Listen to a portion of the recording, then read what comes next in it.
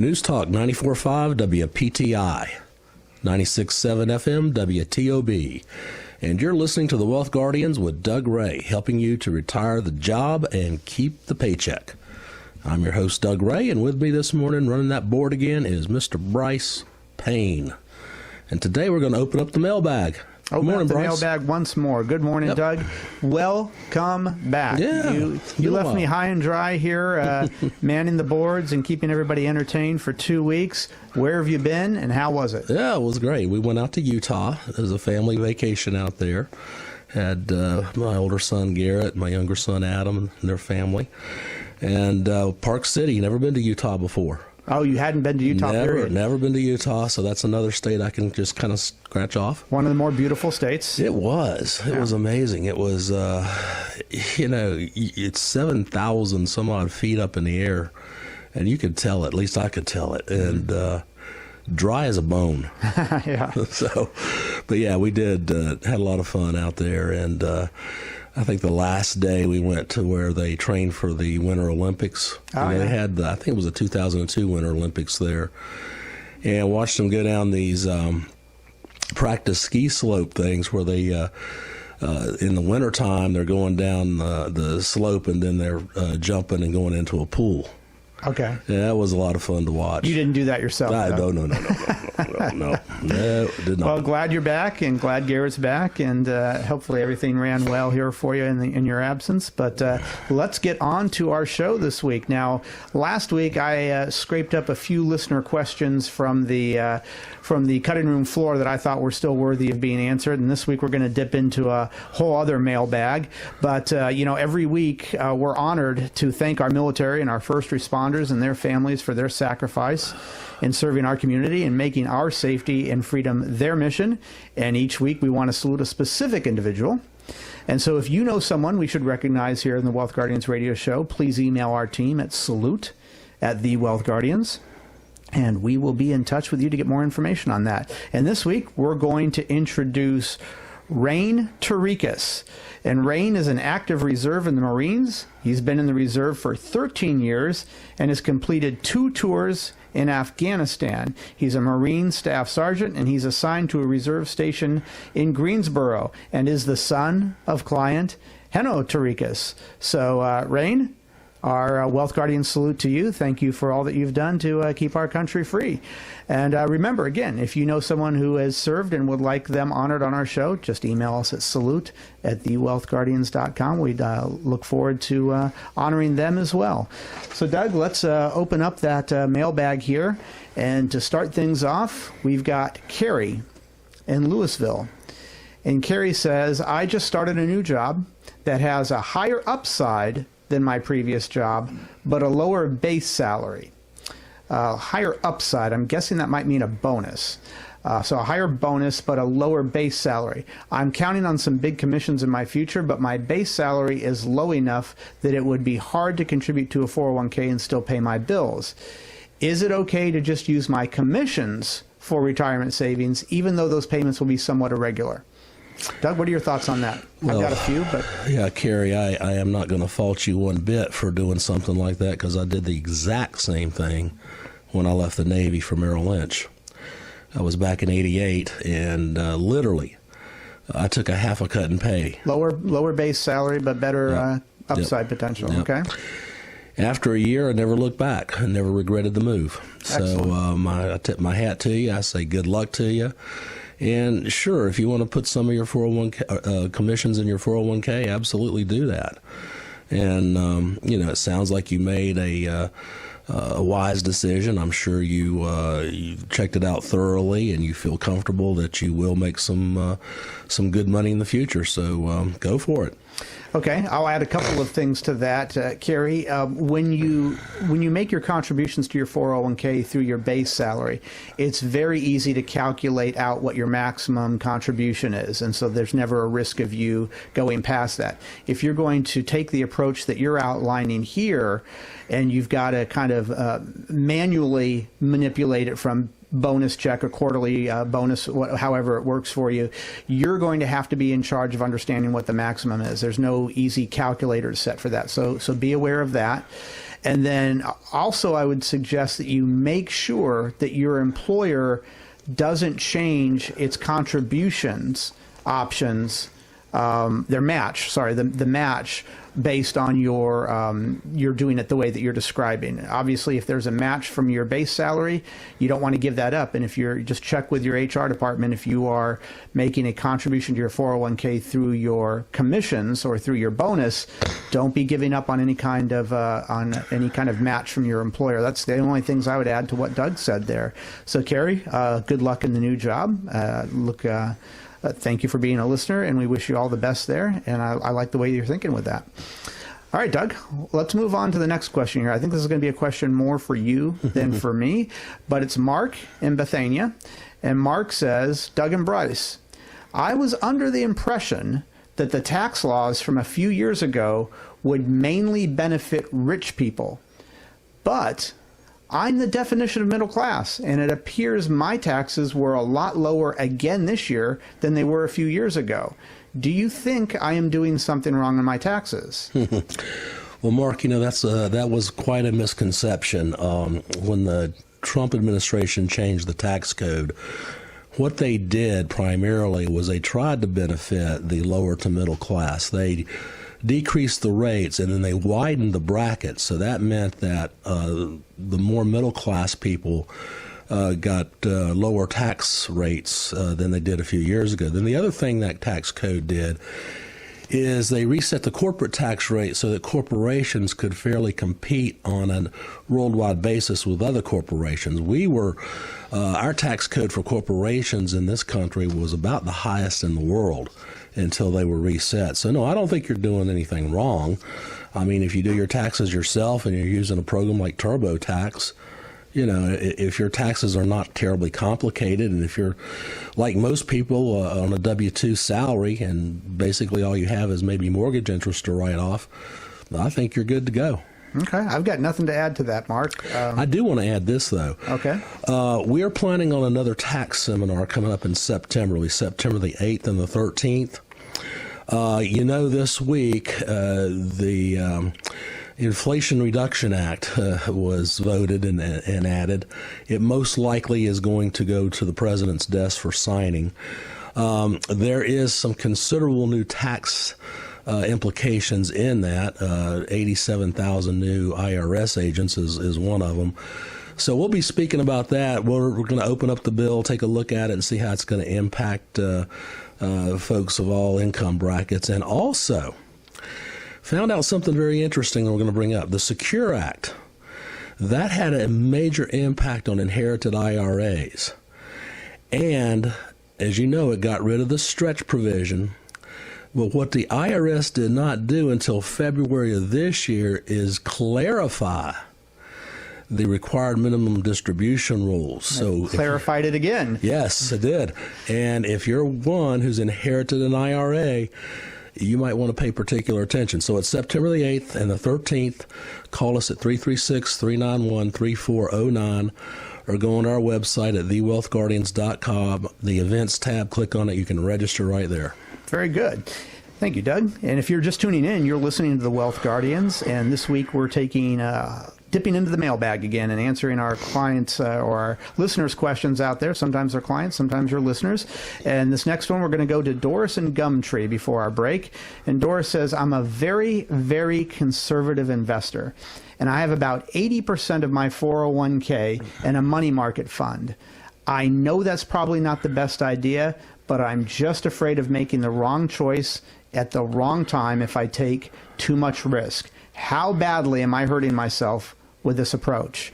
Well, Doug, when inflation rate is out there at 9%, I'd say you're hurting yourself about 9%. Doris, what would you add to that, Doug? No, I'd say the same thing. And the other problem you're going to face is, when do you get back in? Most people can't make that decision. They think they know when it's time to get out, but when you put the question to them, when will you know? How will you know when it's time to get back in? That's when they kind of hem and haw a little bit. But I will tell you this, Doris, you are not alone in what you're doing right now. Doug, you and I have seen a large influx of people who come in and sit down with us and go through our planning process where they have moved a significant amount of their assets into cash as a temporary holding because they're afraid of the market or because they don't know what to do with it. We didn't see that 2 years ago. All right. But we see it almost every other person who's coming in right now sees that. So, Doris, it's a very good question, but you do have to keep an eye on inflation. And I would say sit down with a financial professional. They're going to help you analyze what your risk is, what your risk tolerance is, what your time frame is, what kind of growth you need to be expecting off of your assets, and they'll put together a financial plan for you, and we can do that here ourselves. And all you got to do is pick up the phone, 336-391-3409, and we'd love to sit down with you and help you figure out what is the best alternative besides cash for you based on your circumstances. So thank you for the question, Doris. And Doug, it's almost time for break here, so I think it's time for us to go to our trivia question. You've had a couple of weeks break. You ready for a trivia question? Let's see. Well, let's do it. Let's open up. You stumped me before. Let's do it again. All right, here we go.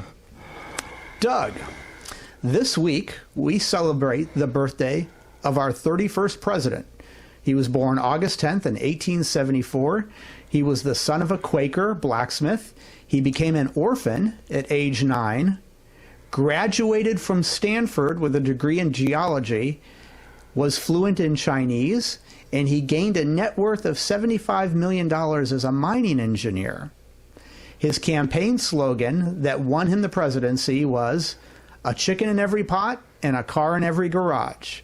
Who was this president who celebrates his birthday this week? Oh, boy. All right. Well, that means that Doug might not get it. Folks, stick around through the break, and we'll see if we stumped Doug again this week. This is Brice Payne. With me is Doug Ray. The show is The Wealth Guardians, helping you retire the job and keep the paycheck.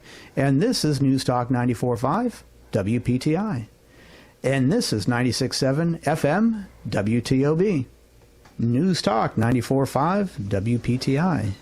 96.7 FM WTOB. You're listening to The Wealth Guardians with Doug Ray, helping you retire the job and keep the paycheck. I'm Brice Payne, along with Doug Ray, and once again this week on the Wealth Guardians radio show, we're dipping into the listener mailbag and answering our questions out there that you all have sent us. Now, before we get to the trivia question, I've got a question for you. Are you looking forward to retirement? I'm guessing that you just answered yes to that.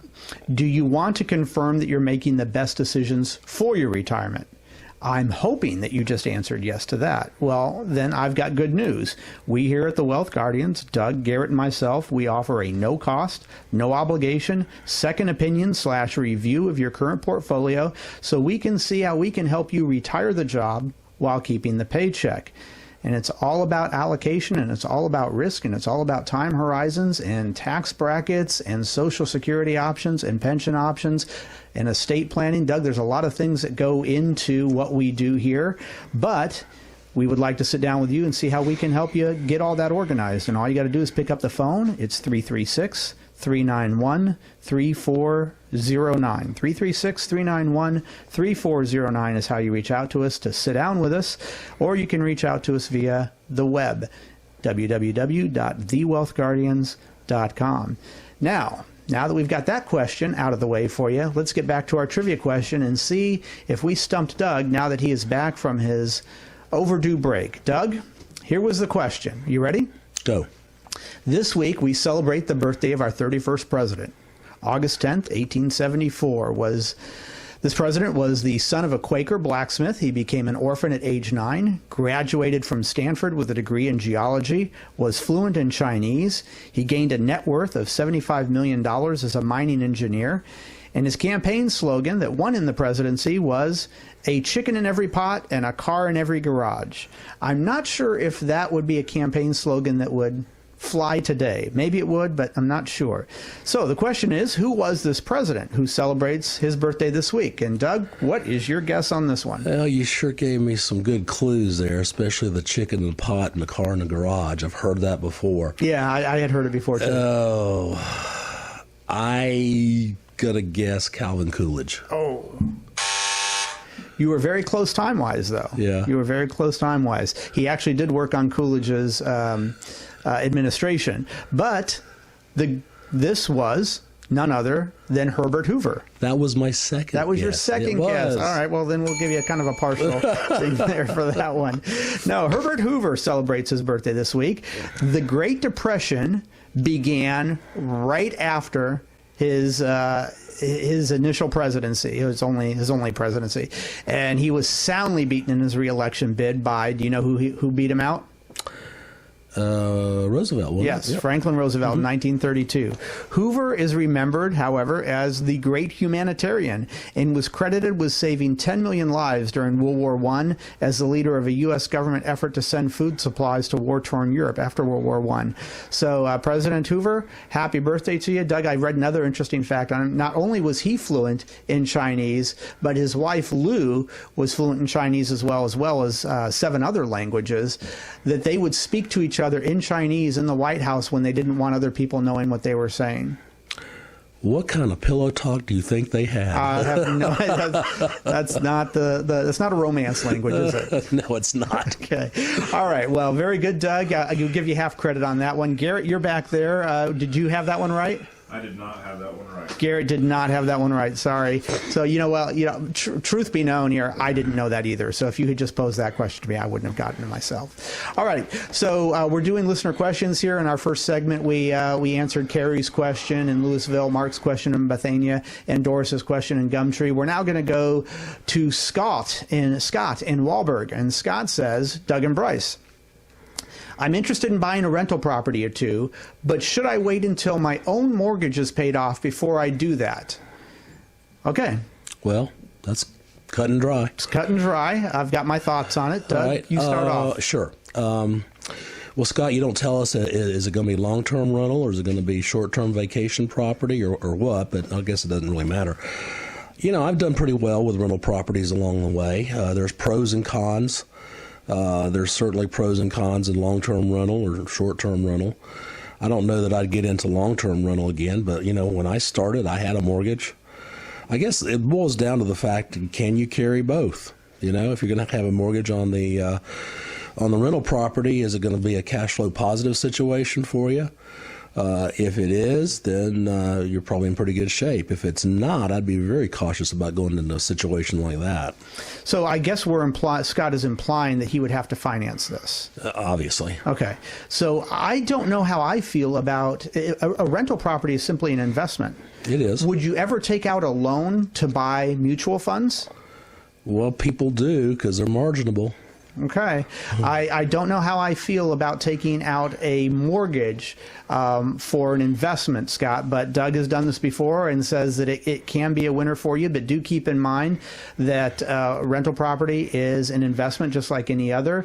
You want it to grow in value and you want it to produce some kind of income while you're making payments on it, and the value is going to go up and down, and you just have to make sure that you're willing to hold on to it long enough for all areas to pay off in the positive for you. But in that sense, it's not unlike any other investment, and I agree with Doug. I don't see that there's a need for you to have to pay off your mortgage, just like you wouldn't necessarily consider that when buying mutual funds or any other kind of investment. So thanks for the question, Scott. Good one. Let me add this, Brice. Okay. I'm typically against debt. Yes. If you're going to have debt, mortgage is not bad debt. Okay. At least you can write the interest off, and with a rental property, you can write the interest off and take the depreciation. So that's a very good point there. Yeah. That's a very good point. All right. So, Scott, again, thank you for the question. If you would like to sit down with us and have us run your whole financial plan for you and see how much you can afford to invest in rental properties and what your time frame might look like before you need the income from that, then please reach out to us, 336-391-3409. We'd be happy to sit down with you and see what help and services we can provide.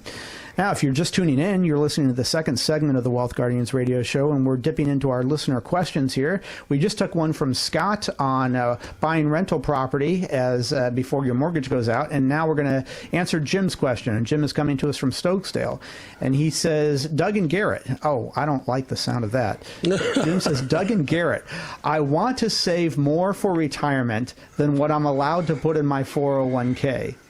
where's the best place to put that money? I want to save more for retirement than what I'm allowed to put in my 401k. Where's the best place to put that money? Jim, that's an excellent question, actually. And I'm sorry that Garrett's not in front of the microphone right now, so you're going to have to listen to Doug and me answer this. But Doug, what are your thoughts on that? When you have too much money going into your 401k, or you've got more money that you want to invest that can't go into a 401k on an annual basis, what do you do with that? Well, maybe we ought to introduce Jim to Scott and then do some rental. No, I'm just maybe kidding. They can form a little partnership there together. Yeah. Well, that tells me right there that you're a fairly high income earner. And, there's a lot of things that can be done with that excess income. And that's why if you haven't done any planning, you really need to do some planning. But I'll tell you, one of the things that I love to do is once you've topped out your 401k, you really need to look at putting that money in something that's going to render tax-free income to you in the future. I'm a big believer that tax rates are going to be going up, not down. What would be some of those options? Well, I'm a big believer in the LIRP, which is the Life Insurance Retirement Plan. You are. Right? And it has to be specifically designed for cash flow buildup, has to be done properly. But once you build it up, you can put cash flow in there. If you put it in there for 10, 15 years, let it cook, then you're going to be able to take money out tax-free. Outstanding. It's a loan provision in the policy, and you never have to pay the loan back because eventually the death benefit will pay that loan back. And generally there'll be something else left over for other people too. And along the way, with the new life insurance policies now, you can even use that money during life if you need home health care, long-term care, skilled nursing care. So you can get on the death benefit side of that. So it sounds like it's a win in many different directions. And, of course, those are multi-premium, too. You can keep contributing to them. Well, going back to Scott's question about rental property, we used some of my wife's LIRP 3 years ago to buy a vacation property that we've rented out, and we've paid the loan back. So we got that out tax-free, bought the property, had great cash flow off the property, had some appreciation because real estate's gone up like crazy in 3 years. So, they can be a great tool.